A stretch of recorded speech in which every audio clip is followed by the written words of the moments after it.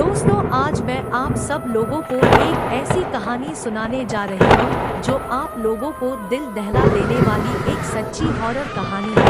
यह कहानी बहुत दिलचस्प मजेदार हॉरर है। आप सब लोग लास्ट तक कहानी जरूर सुनिएगा, आप लोगों को बहुत मजा आएगा। तो शुरू करते हैं आज की कहानी।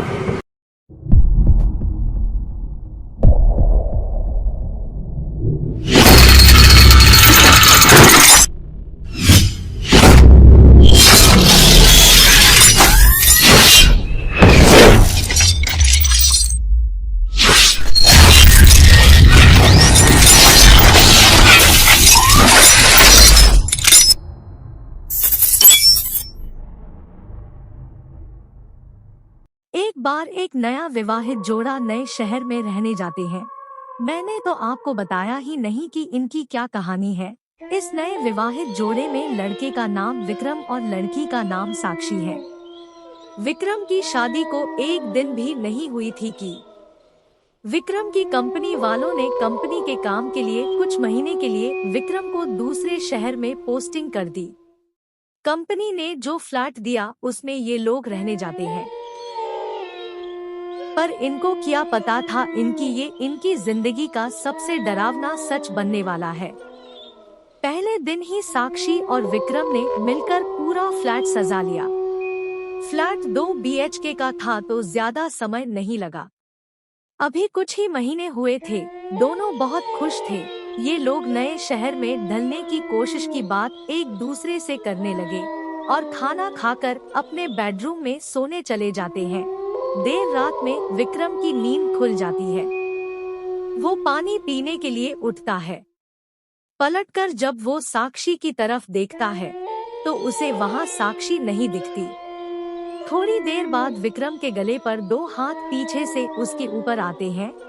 विक्रम चौंक कर देखता है, पीछे साक्षी खड़ी रहती है। साक्षी ने बोला, क्यों चौंक गए? मैं बाथरूम गई थी, तुम क्यों जगे हो?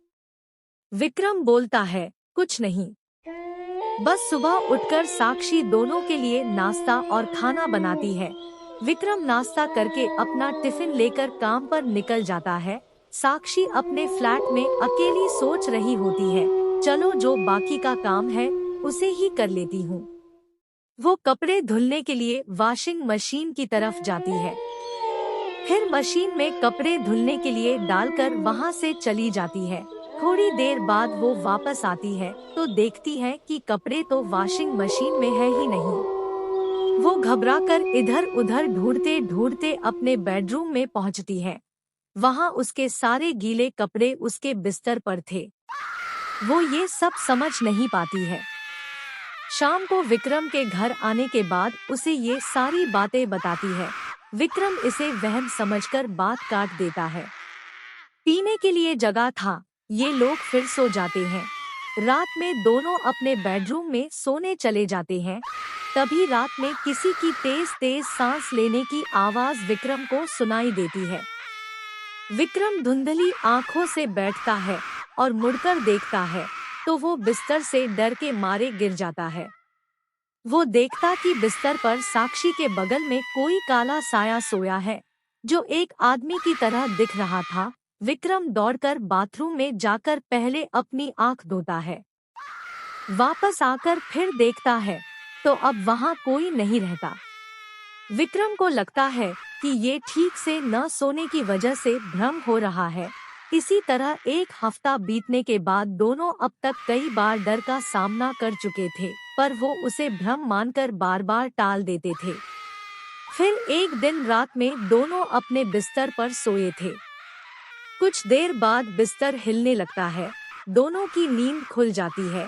पहले साक्षी उठती है तो सब नॉर्मल था, फिर भी वो चेक करने के लिए बिस्तर के नीचे झांकती है और जैसे ही वो बिस्तर के नीचे झांकती है कोई उसका बाल पकड़कर बिस्तर के नीचे खींच लेता है। साक्षी चिल्लाती है तो विक्रम जग जाता है और वो बिस्तर के नीचे उतरकर साक्षी को देखता है और देखते ही वो पीछे की तरफ गिर जाता है। वो देखता है साक्षी के लेटी हुई उसकी तरफ देख रही है और साक्षी के पीछे कोई है जो साक्षी का सिर जमीन पर दबाया हुआ है। वो फिर भी टॉर्च जलाता है तो वहाँ कोई नहीं रहता। फिर वो साक्षी को बाहर निकालता है। दोनों बहुत डर जाते हैं।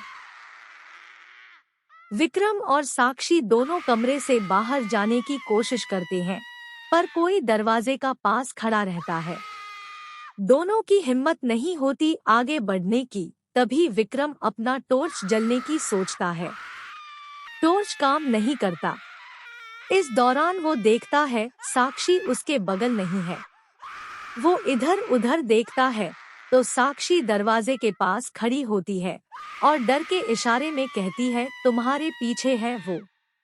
विक्रम डरते हुए पीछे पलटता है, तभी उसे एक जोर का मुक्का पड़ता है, जिससे वो जमीन पर गिर जाता है। उसके बाद उसके ऊपर कमरे के सामानों से हमला होता है। विक्रम को काफी चोट आ जाती है। उधर साक्षी दरवाजा खोलने में कामयाब हो जाती है। वो तुरंत विक्रम को उठाती है और वहां से निकलने लगती है। तभी दोनों को पीछे से एक जोर का धक्का लगता है, जिससे वो सीधे फ्लैट के बाहर गिरते हैं। वो तुरंत ही लिफ्ट में चले जाते हैं और बिल्डिंग के बाहर पहुंचने के बाद देखते हैं कोई साया उनके फ्लैट की खिड़की पर खड़ा है, जो थोड़ी देर में गायब हो जाता है और फ्लैट की लाइट भी बंद हो जाती है। विक्रम और साक्षी इस बात को समझ चुके थे ये फ्लैट हॉन्टेड है, और वो दोनों दूसरे दिन मैनेजर को भेजवाकर अपना सामान वहां से निकलवा लिया और वो दोनों कहीं और रहने चले गए। पर ये हादसा आज भी उनकी रात की नींद उड़ा देता है। तो दोस्तों, आप लोगों को मेरी ये वीडियो कैसा लगा? अगर अच्छा लगा तो मेरी इस चैनल को सब्सक्राइब करना मत भूलिएगा। अगर आप लोगों के साथ भी ऐसी कोई घटना घटी हो तो मेरा वीडियो की डिस्क्रिप्शन बॉक्स में मेरी व्हाट्सएप नंबर और ईमेल आईडी है, जाकर अपनी कहानी बता सकते हैं। मैं आप लोगों की कहानी मेरी वीडियो में प्रस्तुत करूंगी। ऐसी ही रोमांचक कहानी लेकर फिर हाजिर होंगे। तब तक के लिए बाय टेक केयर।